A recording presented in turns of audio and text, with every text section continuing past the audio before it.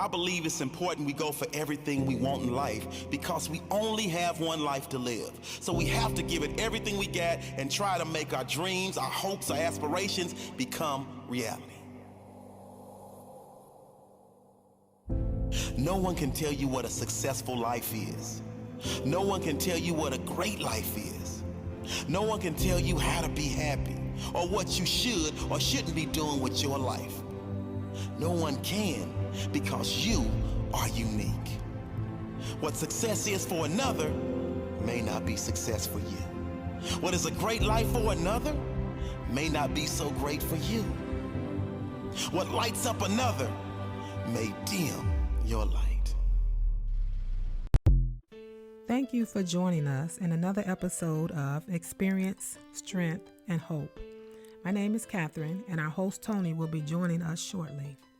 Our goal is to bring stories that make you laugh, smile, and even cry, but most of all, give you hope. Please don't forget to support us by subscribing to our YouTube channel and following us on Spotify, Anchor FM, and Apple Podcasts. Again, I'm Catherine, and I hope you enjoy today's show.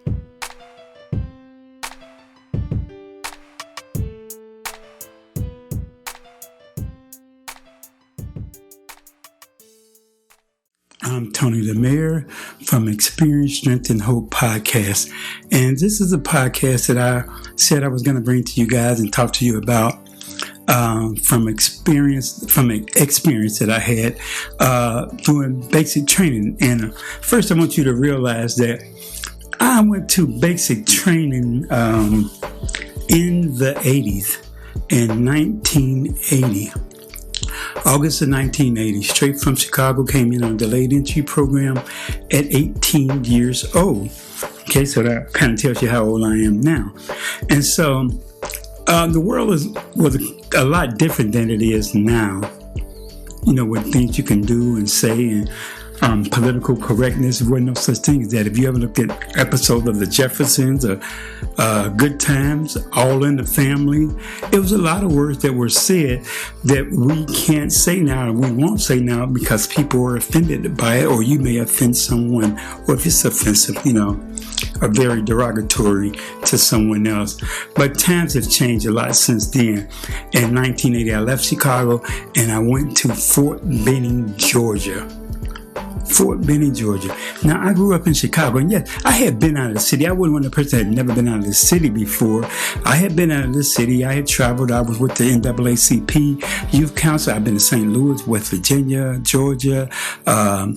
Where else have we been? We've been to, I said St. Louis, West Virginia, Georgia, Louisville, Kentucky, Lexington, Kentucky, I think it was.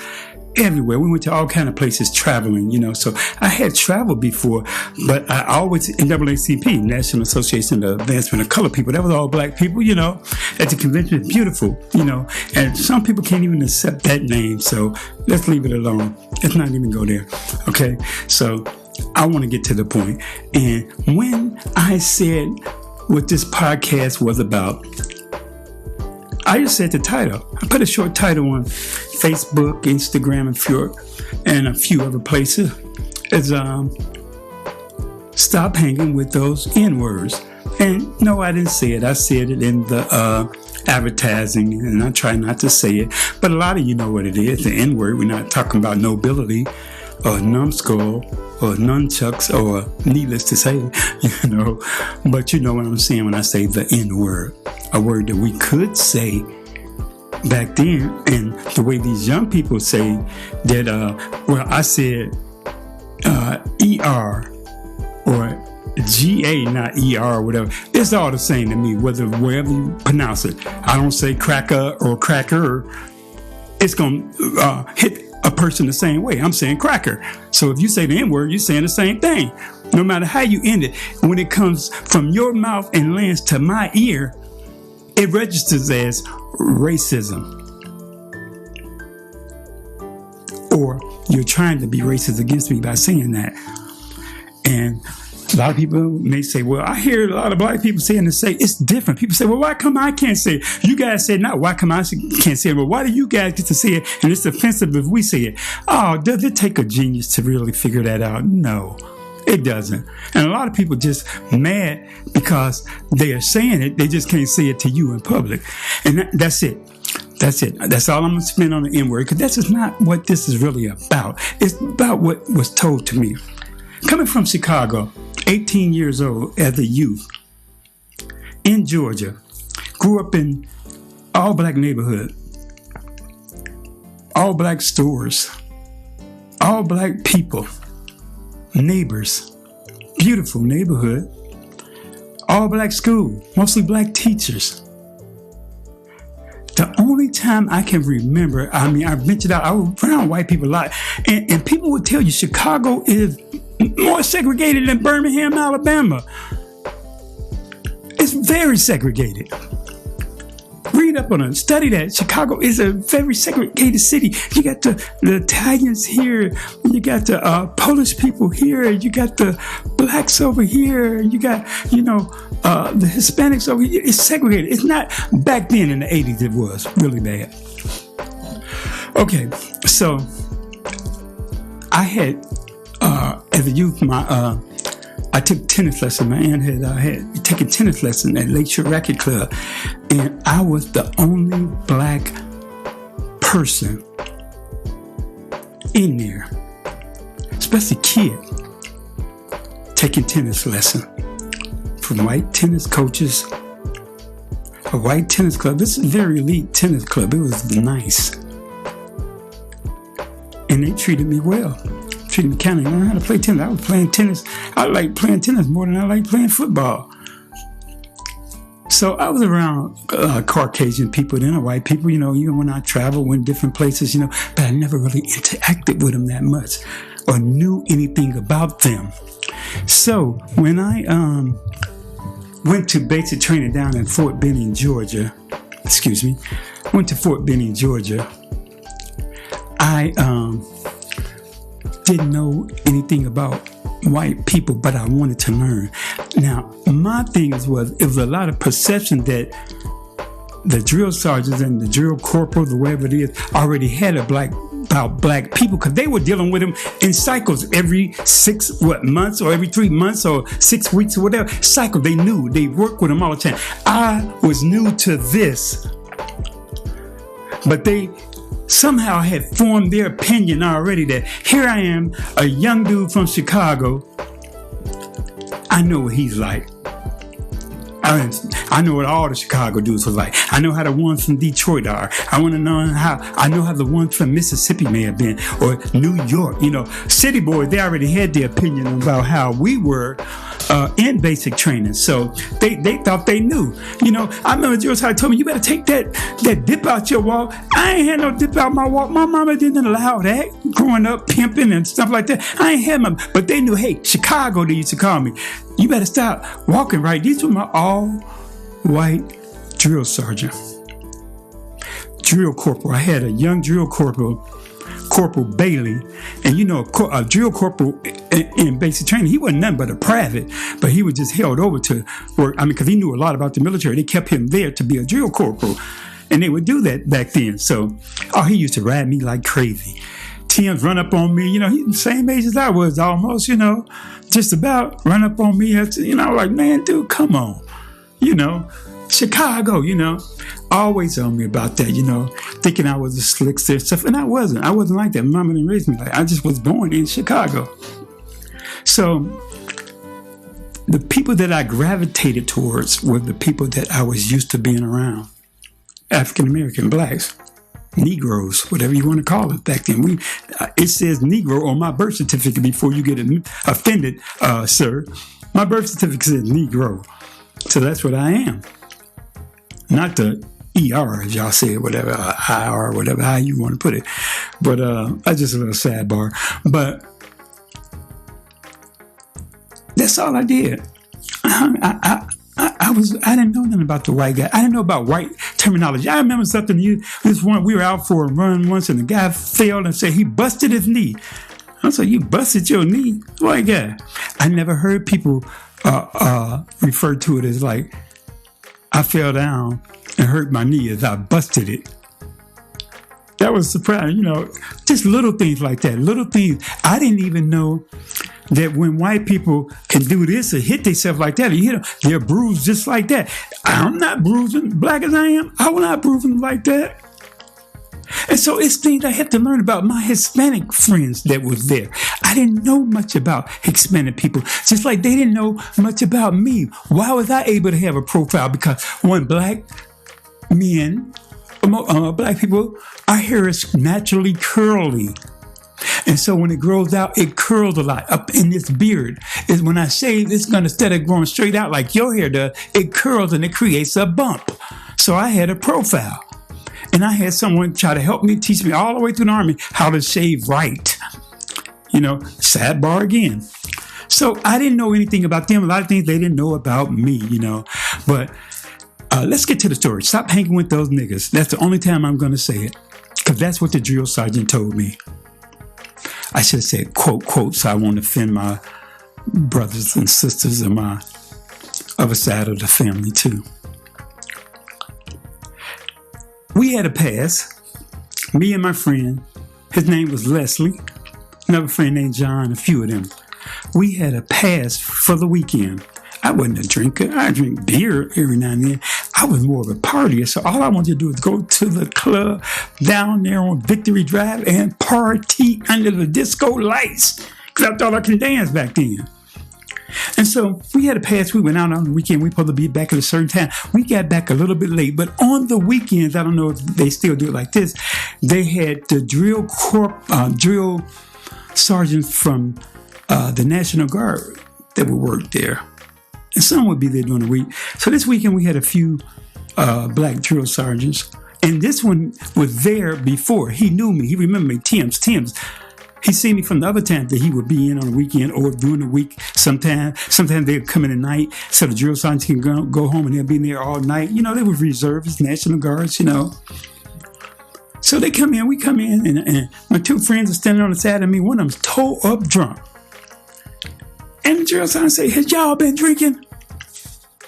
No, drill sergeant. I said, have y'all been drinking? And my friend Leslie said, no, drill sergeant. And bam, passed right out there on the floor. I said, oh my gosh. We got in trouble for that. Drill sergeant came that Monday and ate us up. I had to wear this hat.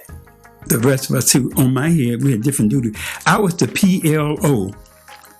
A hat, a steel pot, white steel pot with red letters said PLO, Permanent Latrine Orderly. Every time somebody used the bathroom, I had to go in there and clean it in the company area. And they were just doing drill sergeant, just go in there to go in there. Wash their hands, you have to clean the whole bathroom. I got in trouble for that.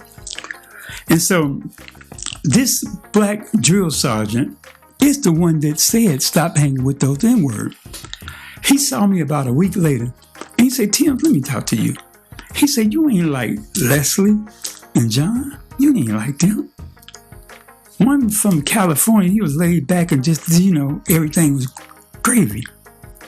Leslie was wild, crazy, wasn't serious about the military. Didn't have a family. He ain't have nothing to lose. This is just time to say, you got something to lose. You got a family back home in Chicago?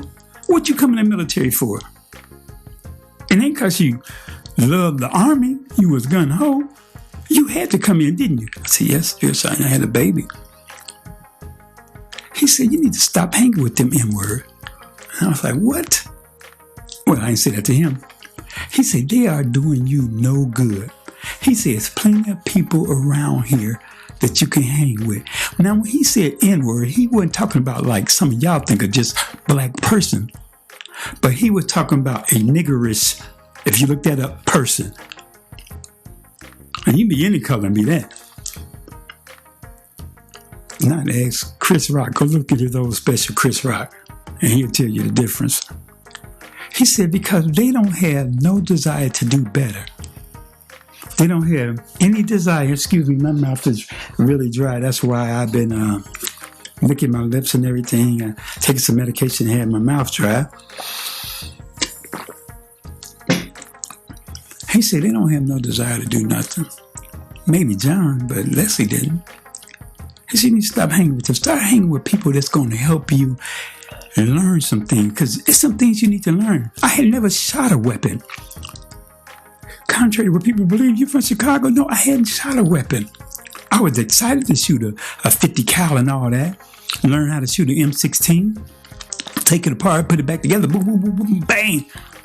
I was excited about that. But it's things that I didn't know about the military. I didn't know when I first got the left face, right face, drop. Give me some push. I learned push-ups quick. Drop, give me 40. I learned that. But there were certain things that I didn't know.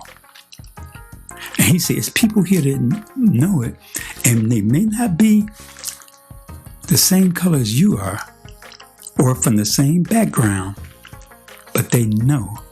Those are the people you need to be with. He said, you know where they were at? Where they were when you were out on your past partying? They went out, but they came back. And they were studying. They were getting ready. They were practicing cadence. They were practicing what this means, identifying aircraft. What were you doing? He said, I want you to stop hanging with them and find you some people to hang with that's going to make you better. You already got a name. They already think you guys are a certain way. They already think that. They already think you're going to act like this because you're black. You have to prove them wrong. This was 1980, you guys. That's not that long before the civil rights movements in the 60s and 70s. 1980. And he told me, he said, hey, what do you know about the military? Here you are down here in Georgia. You don't know nothing about Georgia. You don't know nothing about how people feel about you or look at you. But if you're serious about this thing, you need to get it right. And that stuck with me. And no, I didn't just jump right out there and start, like, hey, buddy, what's going on, buddy? I busted my knee too. No, the next day, no. But it took some time. I remember a guy named Ace Vito. He worked in the arms room. Hispanic guy. Cool Puerto Rican. I learned some things from him about that. I said, man, tell me about this thing, man. How I do this thing right. Is this weapon clean for inspection? I hung with some people that taught me how to do the cadence and everything. Now, granted, all the brothers knew how to get them uniform stars pressed and ready and spit shine them shoes. They was coming to us for that. That was a sidebar. But anyway, I started talking to the other guy. Met a guy named Peterson from Duluth, Minnesota. He taught me something. He knew everything about the military. This was a guy who I found out was very insecure about himself, had a terrible background growing up from a broken family in Minnesota, came in the military just to get away from that. And I started learning things about other people, learning things about other races, nationality, everything, whether they're Hispanic, Asian, or Korean, Japanese, Chinese. When I say Hispanic, could be, from all over the place. We had people in basic training from Jamaica, from the Bahamas, Puerto Rico. I've met people from Minnesota, as I said, New York, California, Detroit, Alabama, New Orleans. All these people I met, and I began to venture out. I said, you know what? This is a good opportunity for me to break away from the norm that I'm so used to being around my people, but start being with other people. No matter how much racism and hatred I've faced, I found some good people. It's ignorant people everywhere. Black, white, Puerto Rican. You're going to find ignorant people in every race. You can find racists in every race. People say black people can't be racist. Oh, we can be racist. But you're going to find that type of behavior everywhere you go. But you're also going to find the good. I had to look for the good. That's what this is about. It's not about the N-word, but it's about that general sergeant that took the time out and said, Timms, what are you doing? It's other people out here, man. Get with them. And I did that. And a lot of my friends through basic training, they were Caucasian people. I had no problem with that. It was cool. It was all gravy. A lot of my friends, when I got to Fort Riley, I had friends, a lot of different races. One of my best friends, and I may flash a picture up of this if I can. And get that picture up. Huh? Can you get that picture up for me? Thank you. All right. His name was Gar here at Fort Riley. Gar. Gar was a spoiled brat. I can't even remember where Gar was from. Spoiled brat. I think it was from Seattle. E2 in the Army driving a brand new Trans Am. You know they had questions about that. But we did questionable things back there too. That's one of my best buddies. My next door neighbor when I, stayed down in Junction City when I got here. I started to venture out and find out. I know you grew up just around your people. But God made us all. God is not looking at that.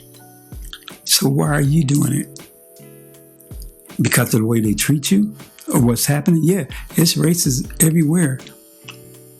People are going to treat you bad because of the color of your skin. But you can be better than that. This last day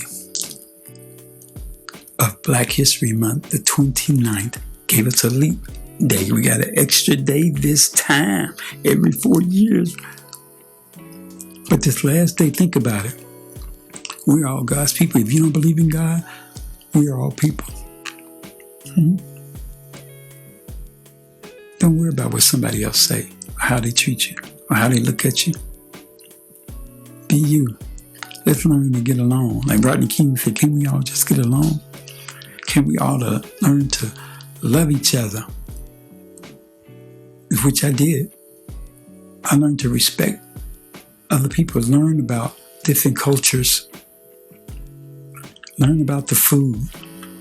Let them learn about my food. Tell them about me. Play cards with them on the weekend. Go fishing. Didn't do much of that in Chicago, but I learned.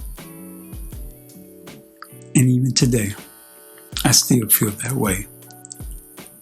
To where it doesn't matter what's on the outside. It matters what's on the inside. What's in your heart?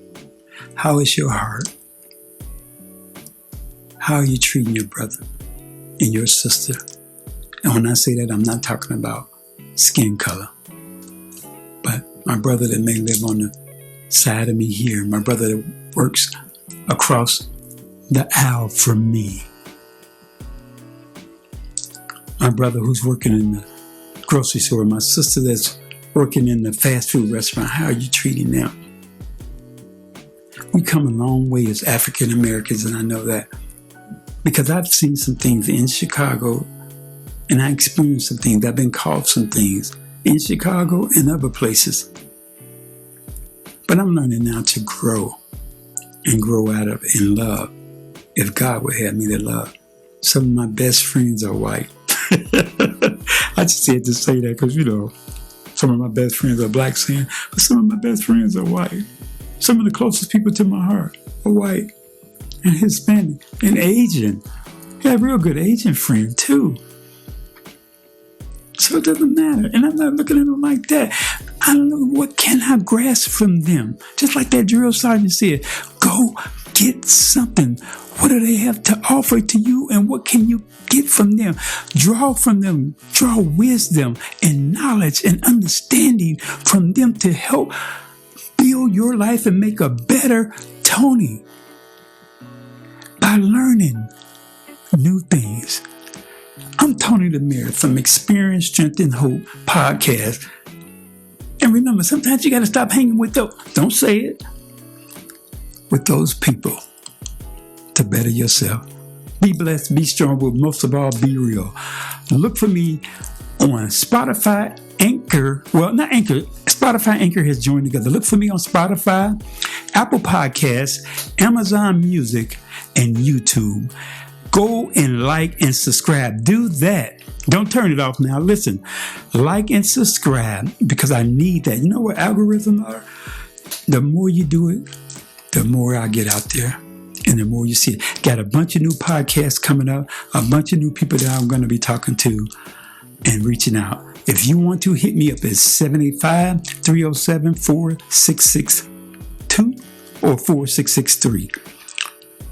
That's my podcast line. I don't remember, but you can hit me up at bigdog0862@me.com. Thank you. I love you. And again, be blessed, be strong, but most of all, be real. I'm Tony the Mayor. Peace. Thank you for listening to another episode of Experience, Strength, and Hope. Come back and continue to listen on any of our other platforms such as YouTube, Spotify, Anchor.fm, and Apple Podcasts. We encourage you to not only listen, but also reach out and share your stories of experience, strength, and hope at bigdog0862@gmail.com or 785-307-4662. I'm Anthony Timms, and this has been another podcast of Experience, Strength, and Hope from Tony the Mayor Timms. Be blessed, be strong, and most of all, be real.